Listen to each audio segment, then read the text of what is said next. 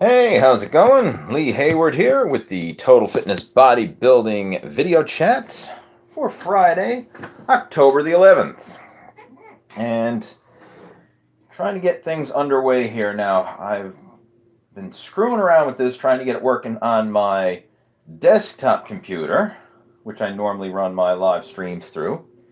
But for some reason, it's not cooperating. I can't get the encoder working, so I'm backing it up here on my phone. So, good old smartphone's working, and we're going to do the video chat that way instead. So, I'm just going to clear away this crap that I got all open up here. Like literally, I was screwing around for about 15 minutes now trying to get this thing to stream on my desktop. Wouldn't work. So, I'll do it on the phone instead. We'll make it work one way or the other. Alrighty. Awesome. It works nonetheless. Okay, let's see how it's going. So first off, I want to welcome you to the video chat. If you are brand new to these chats, the way they work is I'm going to be hanging out here for the next hour, answering any questions that you may have when it comes to fitness, nutrition, building muscle, losing fat, all that kind of stuff. So let's see what we got. First off, if you can hear me, if this is actually coming through loud and clear, you can hear me, you can see me, let me know in the comment section there. I would greatly appreciate it. Let's see, I'm going to get this, trying to set this up so I can actually see, lay it up and, come on. There, try to prop up my phone so I can, so I don't need to hold it in my hand the whole time. There we go.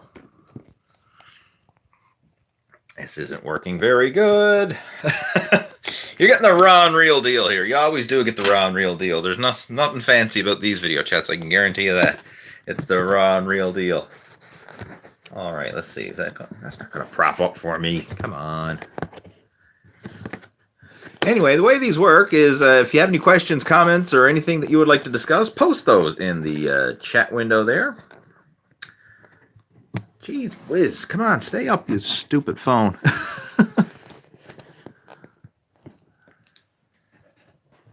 Shit, there, I'll throw it down there. Okay, bottom line, it's working. All right, let's see what we got here. Loud and clear, loud and clear, loud and clear. Good stuff. All right, let's just get this show underway. Who do we got joining us? We've got Lego in Mind joining us. We've got William joining us. Who else is there? Woodylos, Johnny, First Revenge, Remy. Awesome, guys. Welcome to the video chat today. All right, first question coming through there. This is from Lego saying, Lee, is it a good idea as a 48-year-old newbie to doing squats and deadlifts due to strain that could put on the spine, knees, etc.? All right, I got to read that again. Is it a good idea as a 48-year-old newbie to be doing squats and deadlifts? All right, if you are a true newbie, meaning you've just joined the gym, you've never lifted, no, don't start with squats and deadlifts. Learn how to do some basic machine exercises first. Just get yourself in shape. And then you can work on doing the other exercises afterwards. Like, when it comes to planning out your workouts,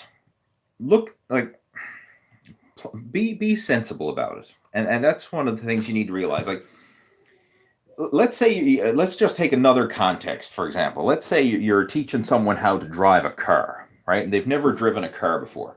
Are you going to say, well, I think the best place for you to start is on a racetrack. Let's get you on a racetrack. Let's get you in a race car and start you off there.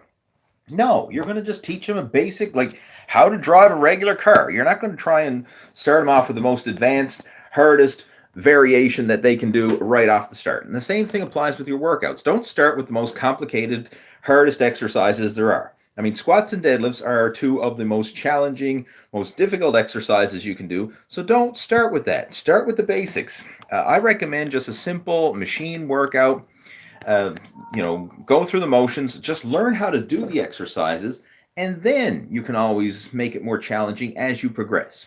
And if you want a good workout to get started with, I have a total body beginners program right on my main YouTube channel that you can go check out. Right there on the main page. It's a total body for beginners program. That's where I recommend a lot of people to start. Even a lot of my coaching students, when they're coming to me brand new, it's a good overall program to get started with. And then once they've gone through that for maybe 6 weeks, then we can gradually get more advanced with the program, do a split routine, incorporate more free weight exercises, and build up the intensity and build up the volume based on how your body's responding. But don't worry about trying to make it perfect right from the start. Just get down to the basics and master the fundamentals. And if you would like some help with this, feel free to send me an email. My personal email is leeh@leehayward.com, and we can chat about a realistic action plan that's right for you. All right, we have William joining us. Hey, William. All right, let's see what else we've got. You mentioned some time ago that you were considering stepping on a bodybuilding stage one more time. Is that still on the table? Right now, it's not actually. I've given it some thought. I mean, I'm not saying never, but at the moment, it's not a priority for me. And the reason for that is because I actually enjoy what I'm doing. I made a post about this. Actually, I stuck it up there, I believe, in the community tab of my YouTube channel, and I've been talking about this on my Facebook page as well. And if you're not following me on Facebook, I highly recommend it. I post on a daily basis to my Facebook page, and I've got a private Facebook group in there as well where we can interact and chat. But no, I'm not really considering bodybuilding at this stage of the game. And the reason for that is I think it would just add unnecessary stress to the whole equation. Like right now, I'm enjoying what I'm doing. It's going well. I actually made a post there talking about how I like to be just ripped for no reason. That's my goal. I want to be ripped for no reason, because I find that once you add the deadline to the competition, it just adds unnecessary stress, right? I mean, I find I don't really want that at this stage of the game. I'm enjoying what I'm doing. I'm getting good results from what I'm doing, and I want to just keep it like that.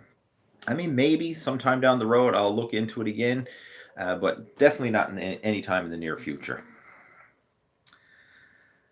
All right, what else? William's asking, do you do rear lat pulldowns really? What? Do you do rear lat pulldowns really? Because rotator cuff injuries. Notice some pain lately. I guess you mean behind the neck lat pulldowns. I would assume that's what you're probably referring to. Sometimes I'll throw it in, but it's usually not a primary exercise for me. My main pull down variation of choice is pulling to the front of the head. I find that if you go to the rear where you're pulling down, it does place a lot of strain on the shoulders, and if you're tight in the upper back shoulder area, pulling behind the head can place a lot of excess strain on that area. So I prefer to just do my pull downs to the front the majority of the time. And I think a lot of people are probably be in that same boat as well. Okay, what else we got? Pedro is joining us. What do you suggest for a right knee that tweaks inward towards the left knee? It can happen with the slightest movements. This is my knee is twisted inside and buckled. All right, first off, you really want to kind of address what that could be. There are several reasons why your knees could be buckling inwards, and it could be due to having weak hips. It could be some mobility issues in there that you want to focus on. So that's one thing that I would definitely address. And I have a video about hip mobility, and it covers a lot of different hip exercises to improve hip flexibility, strengthen the hips, and I would recommend you check that out. If you just do a search for Lee Hayward hip mobility, you should be able to find that video, and that would be a good one to follow along with. And these are simple exercises that you can do at home. It's nothing, very grand. You don't need any special equipment for it. It's stuff that you can do at home in your spare time, and it's a great way to strengthen those hips, and that should help to address that issue of your knees buckling in. But more often than not, that's the root cause of it, is weak hips. All right, happy Thanksgiving for Monday. With that in mind, what are your tips for staying on track while you enjoy yourself? Quite honestly, there's nothing really magical about that. I mean, you can enjoy yourself on Thanksgiving. This is one thing, like a lot of people think, okay, we've got a holiday dinner coming up, or I've got a function or a family dinner or something like that coming up. I mean, having a meal every blue moon where you get off track and you eat more than normal, like that's not a big deal. Honestly, it's not. Like if you stick to your plan most of the time, like 80 to 90% of the time, you'll still move yourself in the right direction towards your fitness and fat loss goals. And I find that if you allow yourself that little bit of leeway, that little bit of flexibility with your nutrition, and enjoy yourself when it comes to certain meals like that, then takes the stress out of the whole process. I mean, right now, I'm planning on enjoying myself on Thanksgiving. I mean, I enjoy myself several times throughout the week. Like last night, we went out to dinner with the family, and I went up to the restaurant. We ate. We had dessert. I totally enjoyed myself. I didn't hold back. But very next meal, back on track again. Back on track with workouts. Back on track with the meal. And as long as you do that, then you can still make progress. And this is something that I really emphasize with a lot of my personal coaching students is you don't have to be perfect to make progress. A lot of people have that misconception thinking that it's all or nothing, right? I have to be following the program, following a super strict diet all the time, or I'm not doing anything at all. And there's no happy medium. There's none of this middle ground. It's all or nothing. And that is the worst scenario you can be in, because if you take that all or nothing approach, well, if you can't be all in, then what do? You resort to nothing, right? I'm not going to follow it at all. And nobody can follow a perfect program all the time, right? Even top level athletes are still going to get off track from time to time, right? That's just part of life. Life is going to throw stuff your way, and you're just going to get distracted and off course from time to time. But the trick is to get back on track for your very next meal, very next workout. And as long as you keep doing that, keep getting back on track, you can still make progress. All right, it's always a problem for me. What was that? I think that was a follow-up to another question. What was that? Can't even find that now. Anyway, I'll just move on. Okay.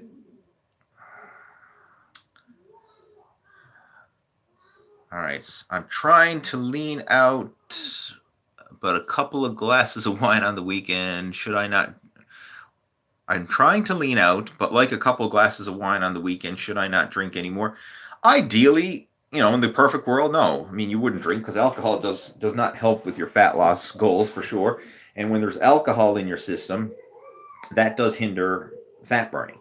Like when there's alcohol in your system, that has to get metabolized first before your body will resort to burning stored body fat like it normally does. So that's where the whole beer belly concept comes about, is when people are drinking alcohol, you're shutting down your body's ability to burn body fat. And another reason is when people are drinking alcohol, they tend to make poor food choices. So it has this compounding effect where you're stacking things against you, right? Shutting down your body's ability to burn fat temporarily while there's alcohol in your system, compounded with poor food choices, and you've got yourself a setup there now that's going to encourage gaining body fat. But if you're only doing it once a week, it's not that big a deal in the greater scheme of things. Like if you're sticking to your plan 6 days a week, and then you have one day where, okay, I'm going to have a couple glasses of wine, enjoy a nice dinner, you can still make it work, right? Again, like I mentioned before in the previous question there, it doesn't have to be all or nothing, right? Even if you're following your plan 80% of the time, 90% of the time, that's good enough, right? You just have to be good enough, but good enough consistently. And if you do that, you can still make progress. Chris is joining us. He's asking my thoughts on beta-alanine. Beta-alanine. It's, I personally don't use it regularly, but I have used it, and I found that it can help, but it's one of these supplements that's totally optional. I mean, it's not a make or break supplement. It's not really going to, it's not a must-have by any stretch of the imagination. And in fact, when it comes to supplements, most of them are not must-have supplements. So I personally don't use it on a regular basis at all. Like sometimes it might be in a pre-workout, and I'm not a huge fan of pre-workouts. I'll use them occasionally, but more often than not, my pre-workout of choice is a cup of coffee. That's usually all I need to get going to the gym. So I definitely don't use beta-alanine much in my training. Johnny's joining us. Says, Lee, I'm over 50. Would intermittent fasting be appropriate for my age? I want to lose at least 20 pounds. I've been on and off at the gym for a while. Thanks. Intermittent fasting. All right, that's a good one. I've used it. I found that it can have its benefits, but it's not a surefire solution. All right. This is how it worked for me. Back when I started intermittent fasting for the first time, I found it worked really well for controlling my appetite, because eating fewer meals is an easy way to eat fewer calories, because you condition yourself to eat a certain amount of food per meal. And then if you just reduce the number of meals, then it's a great way to just reduce the total number of calories that you consume. But what I found happened over time is my appetite would actually increase. So it got to the point where, even though I was intermittent fasting and only eating during my feeding window, let's just say you're fasting for 16 hours and you're eating for 8 hours, or whatever variation. There's all kinds of variations of it, but let's just say you're fasting the majority of the day and you have this feeding window. What was happening for me is I was getting so hungry once I started eating that I started to eat more and more during that feeding window, and it kind of took away the benefits of intermittent fasting. So what I actually do now is I went back to more of an old school bodybuilding diet, where I eat more frequently throughout the day. I try to eat like maybe 4 or 5 times a day, and I find that works really well.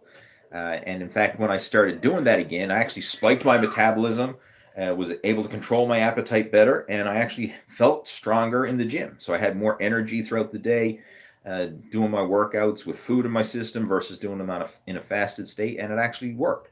So it's one of those things, like, you can use it, but it's not like a perfect solution. It's one of these things, like, it's a tool that you have in your toolbox. And sometimes I will utilize intermittent fasting, especially if I'm traveling and I find that I'm not as in control over my eating. It's like if I'm on the road and I know I'm going to be eating out in restaurants, sometimes I will incorporate intermittent fasting to allow me room for those bigger restaurant meals later in the day. But when I'm in control of my eating, I'm home, I usually like to eat more frequently throughout the day. And I find that just helps to stabilize my blood sugar, stabilize my appetite, and I actually feel better when I eat more consistently. So I've gone through both sides with intermittent fasting. It can work, but again, it's not perfect. And for someone who's just getting started, I would not recommend it. I would focus on building good, solid habits first. So get used to eating consistent meals, and focus on what you're eating during those meals, making sure that each meal contains a serving of protein, serving of vegetables, filling up on that good food first, and then you automatically have less room for the more fattening foods later. So instead of having this idea of, oh, I'm trying to lose fat, what do I need to cut out? Take the opposite approach. Say, I'm trying to lose fat, I'm trying to improve my health, I'm trying to get in as good a shape as I can. What do I need to add to my diet? Not what do I need to cut out of my diet? And if you constantly fill up on the good stuff, you naturally have less room for the bad stuff. So when I eat every single meal, I make sure to start off with lean protein and lots of vegetables. I'll fill up on those foods first. When I get that in my system, then that naturally curbs my appetite, and I fills me up with that high nutrient food that I need. And then I'll probably eat, some of the carbohydrates and the foods that are, sometimes not so healthy, but I've naturally curbed my appetite from the good stuff that I filled up on first. So I control the portion sizes that way. And I find that actually works better for me now at this stage of the game. So for someone who's just getting started, especially if you're, over 40, focus on the habits. Exercise every single day, no matter what. And that could be cardio, it could be weight training, it could be both. But every single day, make sure that you're getting off your ass and you're doing something, even if it's just getting outside for a walk. Have that like a non-negotiable. Every single day, you must move. Right? And that's my non-negotiable. Every day, I don't care, no matter what, I'm going to do some form of exercise. Ideally, it would be going to the gym. If that's not possible due to your schedule or whatever, make a point to get outside, go for a walk. If that's not possible, do some body weight exercises at home, but do something every single day. And just that habit alone will move you in the right direction.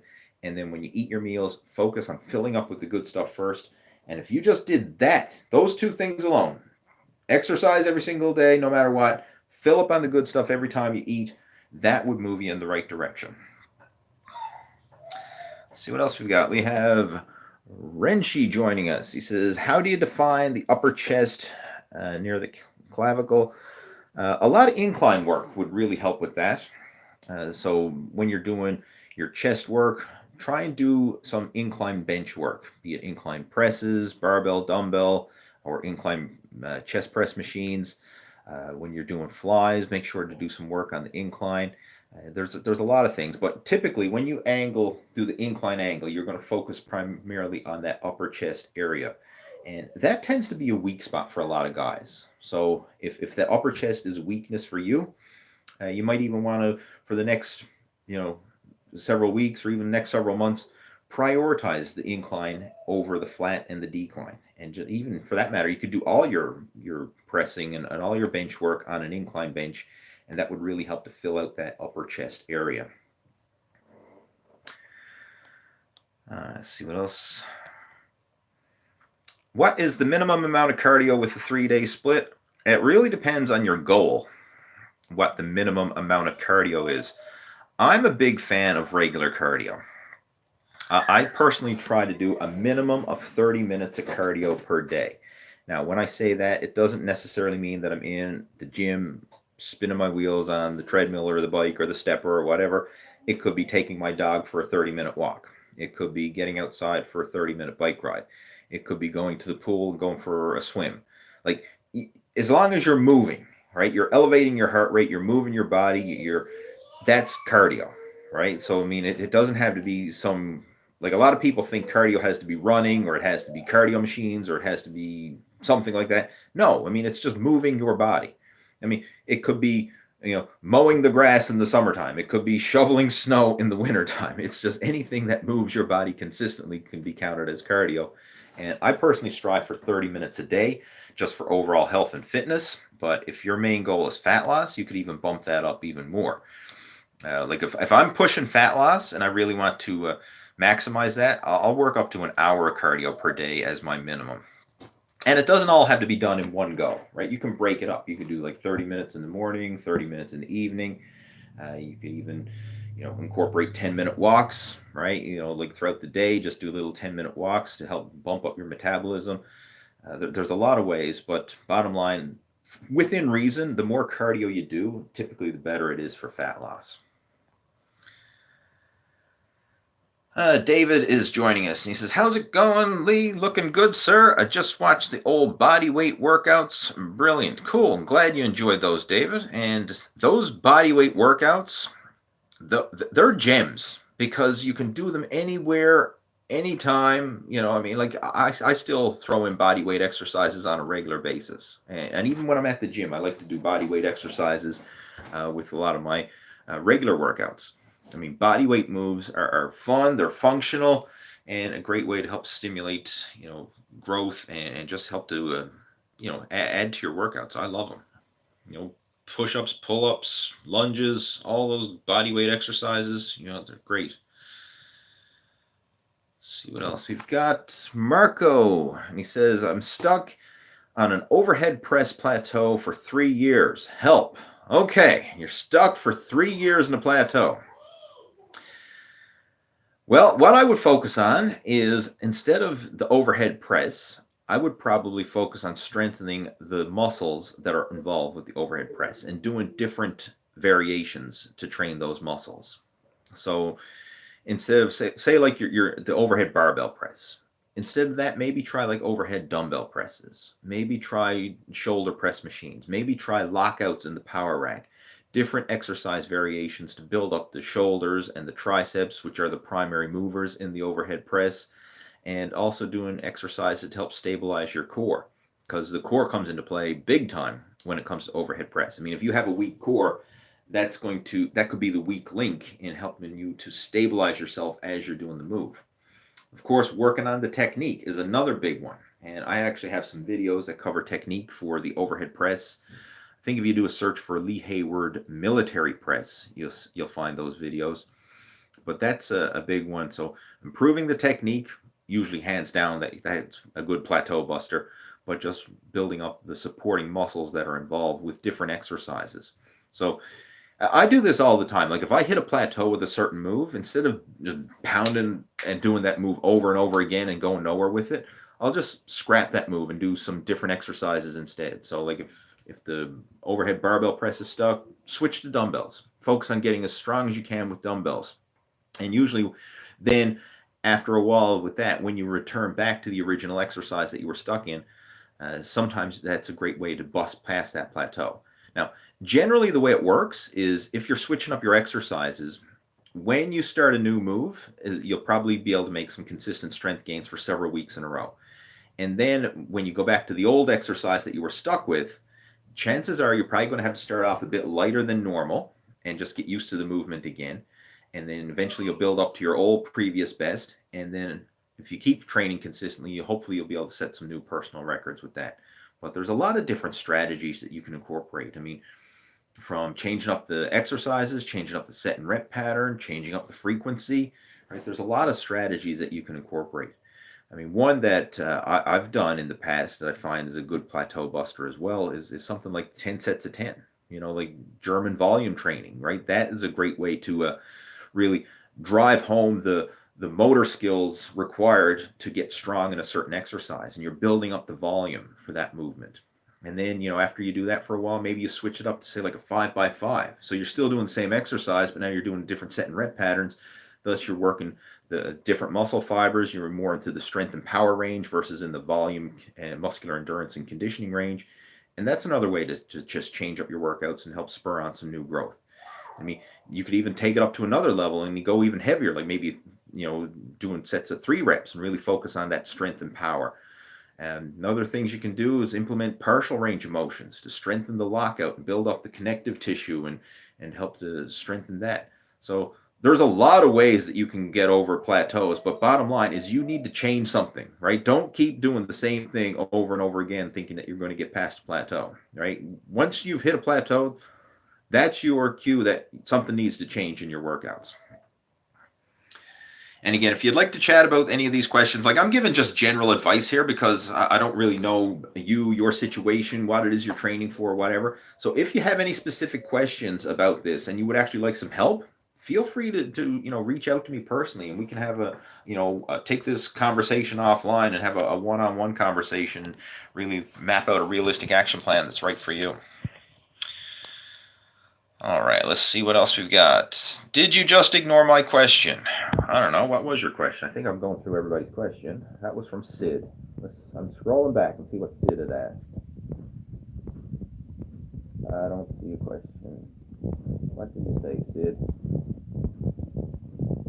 Scrolling through all the questions, and I don't see a question from Sid. If you have another question, feel free to post it there. No, it didn't come through, Sid. You're going to have to repost it. Sorry about that.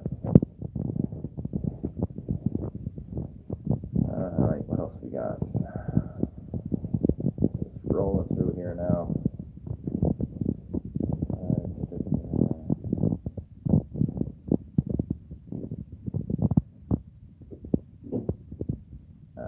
Ricardo was asking about L-arginine. Again, it's an optional supplement. I mean, if you want to use it, by all means, you can. I personally don't use it myself, but I have in the past. And, it may help to a certain degree, but it's by no means a must-have. What I found, like I get a lot of questions about supplements, and this is what I found. Over the years, I use less and less supplements because I find that they don't have the same, or what's the word I'm trying to use here? They're not as powerful as a lot of the supplement companies would try to make you believe, right? I mean, like look at what it is. It's a business to sell supplements, and they're going to use a lot of sizzle in their marketing to get you to buy supplements. What I focus on now is solid nutrition, being consistent with my workouts, and the supplements that I do use are usually geared towards improving overall health, fitness, digestion, things of that nature. I'm not a big fan of the so-called muscle building supplements. I rarely use any of these myself. So the things that I will use, like nutritional support, like vitamin D, that's something that a lot of us need and we're not getting enough of. So I will supplement vitamin D. Magnesium is a common one that a lot of guys are deficient in. I supplement with that. Zinc, another one a lot of people are deficient in. I supplement with that. The B vitamins, I take a B complex daily. Greens to help supplement the veggie intake. So for example, if I'm eating a meal and I don't get a good serving of veggies with that meal, I'll supplement it with some greens powder. When I'm eating high protein foods, I supplement with digestive enzymes and probiotics to help me break down and utilize that food, especially the protein, which is the hardest nutrient to break down and digest and absorb. So I'm a big fan of digestive enzymes. What else will I take on a regular basis? Essential fatty acids like omega-3s through high potency fish oils. I mean, most people are not getting enough omega-3s in their diet, so I like to supplement with those. What else? I'm trying to think what's in my supplement cupboard there now, off the top of my head. Those are. I also supplement with creatine on a regular basis. I take 5 grams of creatine per day, just as kind of like a maintenance dose, and I take that year round. But that's pretty much it. Like those are the supplements that I take. Now, of course, I take protein powder as well, but I really don't consider protein powder a supplement because it's just another source of high protein food. But I mean, if you want to count that as a supplement, then I take that as well. But I found that the longer I've been around the whole iron game, the less I've come to rely or even have the desire to try supplements because more often than not, they are a bit of a disappointment. I just focus on improving health and nutrition, and that usually carries over to improving your progress in the gym as well. Okay, Remy is joining us and he says, do you think protein powder really helps build muscle or focus more on foods high in protein? Both. You can do both. Look at the total amount of protein that you consume per day. That's the biggest thing. Now, if you're getting enough protein through solid food, then that's fine. You don't need to take protein powder. But if you're not getting enough protein through solid food, then you can certainly supplement with protein powder. I like to do both because I find protein powder is very convenient and it adds a lot of taste and variety to your nutrition. Like I like making things like high protein oatmeal. I make high protein blender smoothies, high protein ice cream, high protein pancakes. I mean, there's a lot of foods that you can make with protein powder, and it's a great way to enjoy different foods and still meet your protein intake. Like, for example, like traditional pancakes, right? All carbohydrates, and then of course, if you're adding butter and syrup to it, I mean, it makes it a very fattening food. But if you make high protein pancakes, and I have recipes up on my channel, just do a search for Lee Hayward high protein pancakes and you'll see it.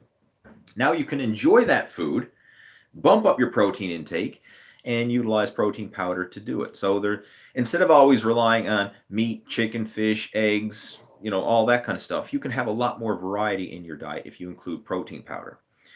So that's why I'm a big fan of protein powder. Like, honestly, I don't drink a lot of protein shakes, but I will use protein powder in different foods. Like I mentioned, the blender smoothies, the high protein desserts that I make, high protein pancakes, all that kind of stuff to get me more variety in my diet and to enjoy it as well. So, but as to answer your question, as far as like building muscle, what's more important? The total protein is important. So strive for 1 gram of protein per pound of lean body weight per day. And as long as you're getting at least that much, then you're getting enough protein to build and stimulate muscle. What else we got here? We have I can't even pronounce your name. Just a second now. It keeps blanking out here. Okay, Divide Mitaprimus, I think is his name. How do you stay profitable due to view decrease? Quite honestly, with the YouTube, you don't make a lot of money off YouTube views unless you have an insane amount of views. So, I mean, yes, I do make money off my YouTube channel, but it's not a major part of my income. My biggest source of income through my online business is one-on-one coaching. That's the big thing that I do. And then, of course, outside of the internet marketing thing, I do I own and manage real estate. So that's my biggest money maker. But YouTube views, you know, I wouldn't rely on that for a source of income, because there's too many variables involved. Right? YouTube's always changing their algorithms, or they're changing the rules for advertisers. I mean, sometimes like they'll look at a video like this, and where it's not one specific topic, like we're talking about a whole bunch of things, YouTube might come in and say, oh, this video is not suitable for advertisers, so we're not going to monetize this video. All right, and boom, then you whatever video ad revenue you would have generated is gone. So when it comes to YouTube ad revenue, I'd look at it as a nice supplement, but I certainly would not rely on it as your bread and butter. Let's see what else we've got. Jason is joining us. He says, I started working out in January using your beginner videos. They gave me a great foundation of strength, and I appreciate it. Thanks, man. And he says, protein pancakes for the win. All right, appreciate it. I had those the other day, and my son loves them. I mean, my 3-year-old son, he loves a lot of these protein recipes. So like the high protein ice cream, that's what he eats. He doesn't eat real ice cream. He eats daddy's homemade high protein ice cream. So he's getting a good source of protein, getting, blending up the frozen berries there. So he's getting lots of antioxidants and nutrients and fiber through the berries. I mean, it's healthy. It's not loaded with the sugar and the fat and the crap that you get in the processed, junk food ice creams. He's getting the real stuff. Same with the pancakes. He loves high protein pancakes. He loves high protein oatmeal. I mean, he's eating all that stuff, right? So we're setting them up on the right track, right, at 3 years old. All right, Nick is joining us. Just a second. Now, before I answer Nick's question, I got to grab a sip of water here. Wet my whistle. All right, what's Nick asking? Nick is saying, Mr. Hayward, I'm glad I caught this live stream at the right time. What are your favorite supplementary exercises for breaking a deadlift plateau? All right, it's a good question. Deadlift plateaus. First off, you look at all the muscles that are involved with the deadlift. So the spinal erectors, the hips, the glutes, the hamstrings, those are the main movers. And then, of course, your grip. Right? Strengthening your grip can be a huge advantage to the deadlift, because if you can't hold on to the barbell, it doesn't matter how strong your back, your hips, your glutes, your hamstrings are. If you can't hold on to it securely, that's going to be the weak link. So strengthening your grip is huge, or even reinforcing it with lifting straps if needed. But as far as building up the whole posterior chain, the back of the body, there's a lot of things you can do. Good mornings is a great supplementary exercise.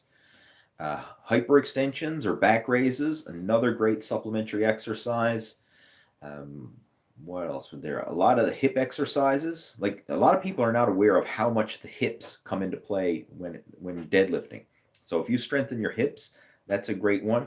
Box squats, a phenomenal exercise for bringing up your deadlift. I remember back when I started focusing on powerlifting in the mid 2000s, so around early to mid 2000s. So around 2003 or so, I really started to get involved with powerlifting. And at the time, I was following a lot of the West Side barbell training methods. I was doing box squats on a regular basis. And that was one exercise that took my deadlift to another level.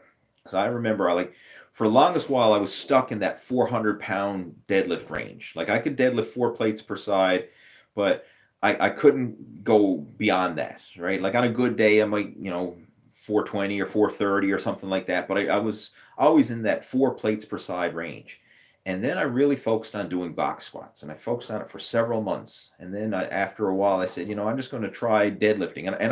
And at this time, I would actually put deadlifts on the back burner for a long while. Like, I wasn't doing like 1 rep max deadlifts on a regular basis. I was just focusing on, going through the training cycle of the max effort and the dynamic effort workouts, incorporating the box squats.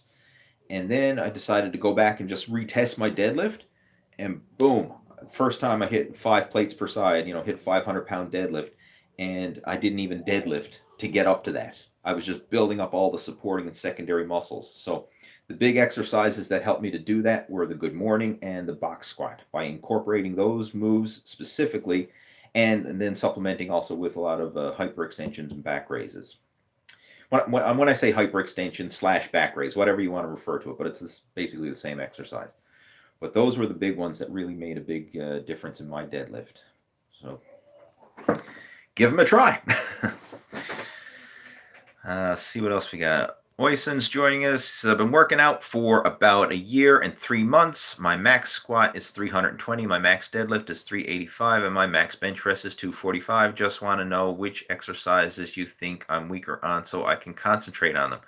That right there is pretty balanced, actually. That's pretty normal, right, for a lot of people.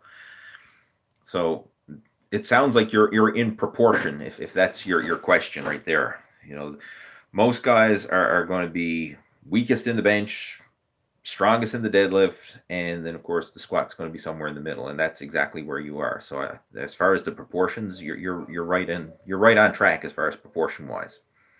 Sometimes people are stronger in the squat than they are in the deadlift, but that's kind of the exception and not the rule.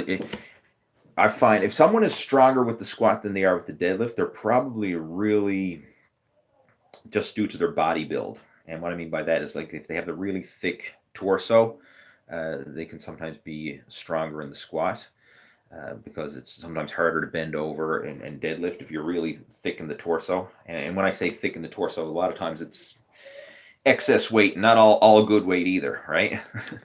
Sometimes the biggest squatters are guys who have big bellies, because that big belly can actually help you when you're doing squats, but it can be a hindrance sometimes when you're doing deadlifts. The sound is buzzy. I really don't know if I can help you with that. I mean, I'm using my phone, so whatever the default audio is coming through here on the phone. Fix your mic. It's not buzzy anymore. Fix your mic. No, it's fine now. I don't know. All right. I hope it's coming through loud and clear, but I'm not really doing anything here with my mic. Again, I'm just using my phone and whatever the default audio is on the phone. There's really no mic adjustments. All right. Midigan Mac says, I went from 135 bench to 240 for a 1 rep max in 3 months, and now even getting 185 is a struggle. How long should I take off before I regain my strength?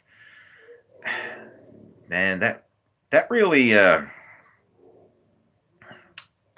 mean, I really don't know. I'd need to know more about your training and what it is you're doing and everything else, because it's to go from 134 to 240 and now you're struggling with 185. I mean, did you injure yourself?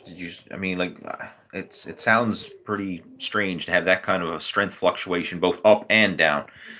I really don't know what to offer in terms of advice there, because I'd need to know what you've done to offer an intelligent answer, other than just to ramble on about, you know,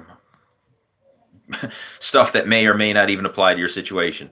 This is what I would suggest, my friend. If you would like some help, send me an email and we can chat about it.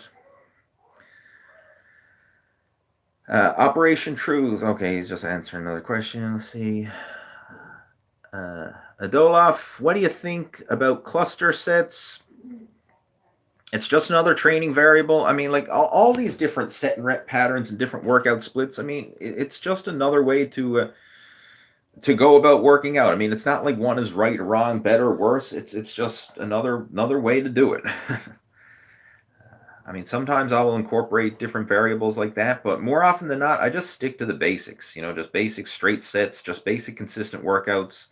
But every now and then, if you want to change it up and do something different to add in some variety, or to also to get away from boredom, because sometimes if you're doing the same thing over and over again, it can get a bit bored. So sometimes changing up the variables can make it more fun and enjoyable to, you know, and when you make your workouts more fun and enjoyable, that in turn very often helps to spur on new growth, because you have that new enthusiasm for your training again. So when it comes to all these different variables, like it's not necessarily one's right or wrong, better or worse, like I said before, but if it can just make you more excited about your workouts and give you that variety, sometimes that's the key to help spur on some new growth. Do you have a video for homemade high protein ice cream? Yes. Do a search for Lee Hayward high protein ice cream. You should be able to find it. I've got a bunch of videos covering it, different variations of it, but just search for Lee Hayward high protein ice cream or Lee Hayward high protein blender smoothie, and you should find it.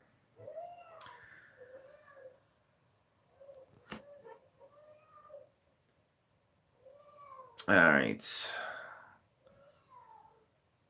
Okay, I'm getting comments there about mispronouncing names. I do apologize if I'm mispronouncing names, but I'll try my best to answer your question, even if I butcher your name.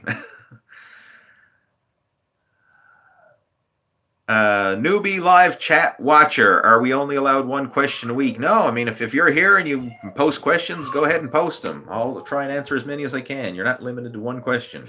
Post whatever you want. I'm not promising that I'm going to answer every question, but hey, I'm going to hang out here for an hour, and whatever I can answer in an hour, boom, if you can ask away.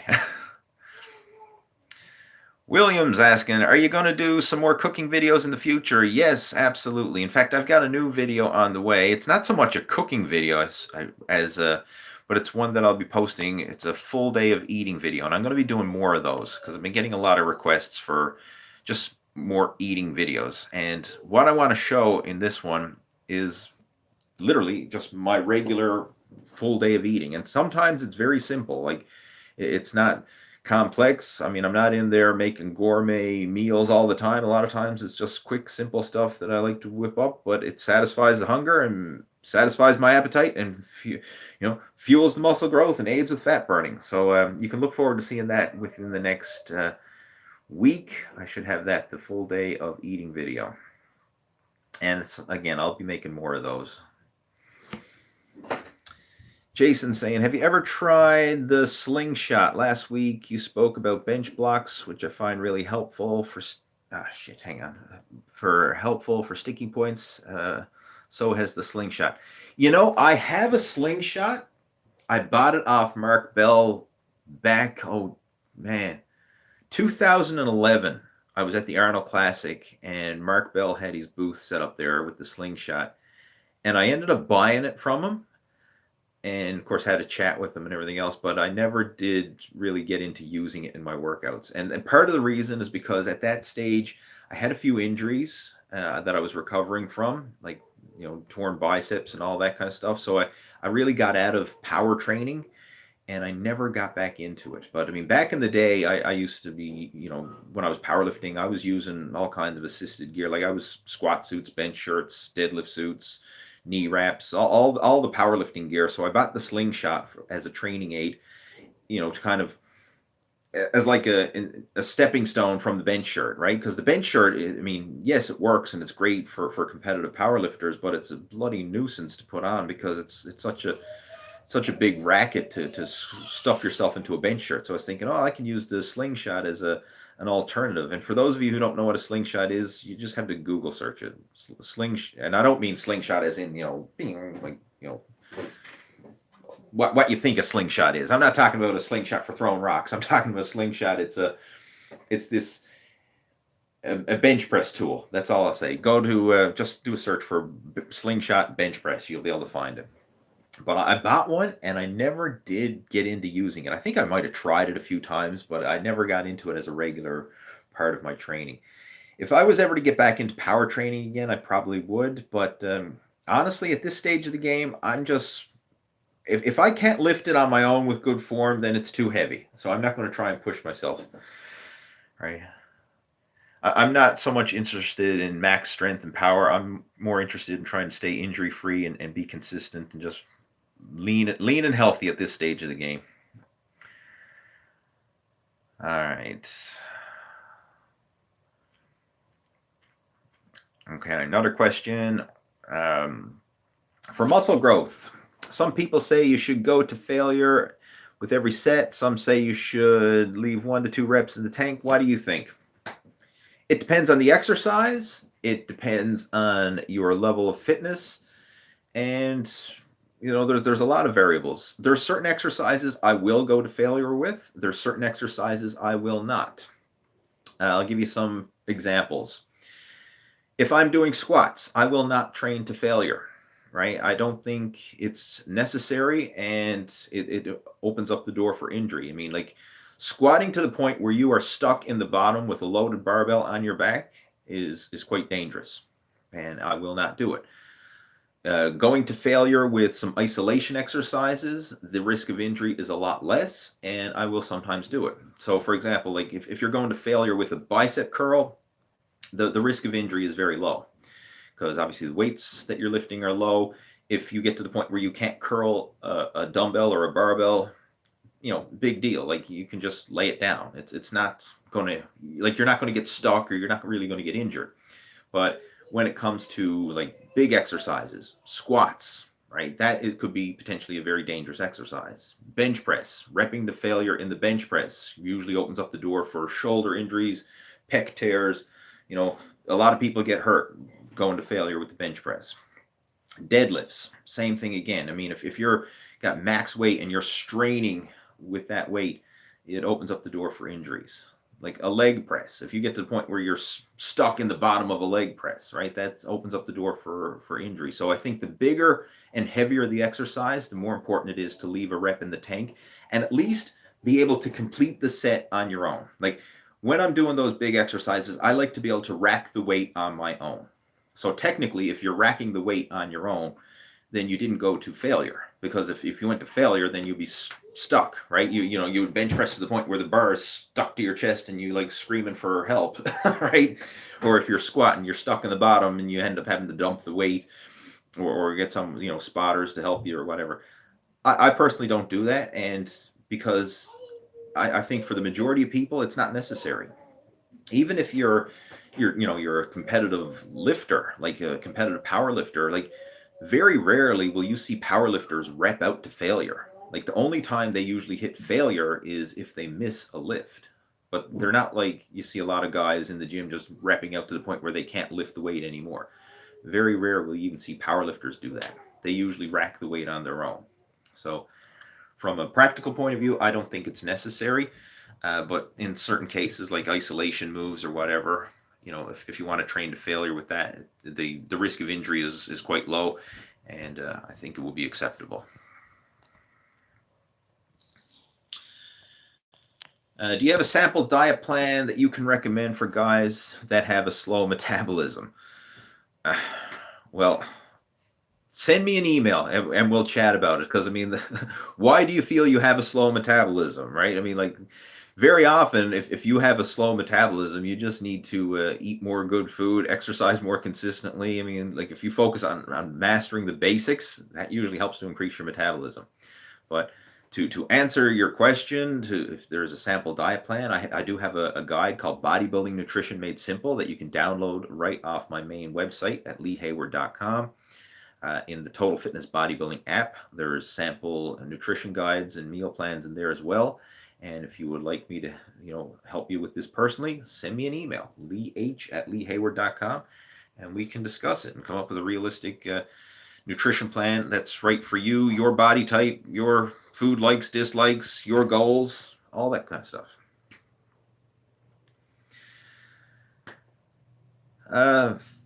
What do we got here? A question. Let's see.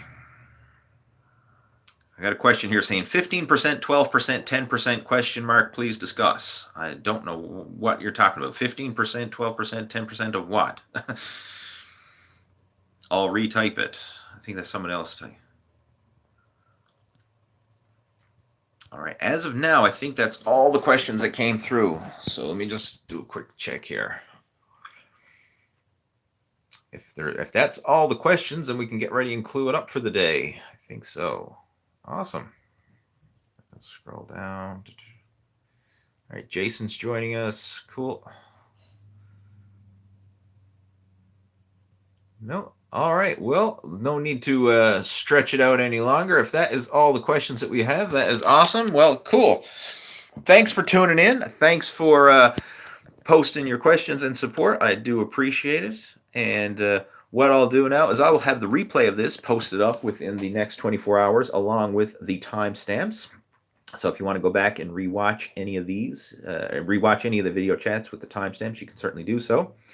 And if you would like some help with a customized nutrition program, customized workout program, feel free to send me an email, leeh@leehayward.com, or you can just head over to my website at leehayward.com, and right, we can have a chat. I mean, because a lot of these questions that I'm answering here, I'm just kind of giving you generic, kind of like one size fits all answers, because I really don't know, the specifics of you and your individual situation. But if you would like some personalized help, and ultimately, if you're interested in getting real results, having a personalized approach specific for you, your body type, your age, your goals, your situation, that's what you really need in order to maximize your progress and get the results that you want. So if this is something that you would like some help with, feel free to contact me. I mean, I'll have a chat with you, we'll have a conversation and see if we can come up with a realistic action plan that's right for you.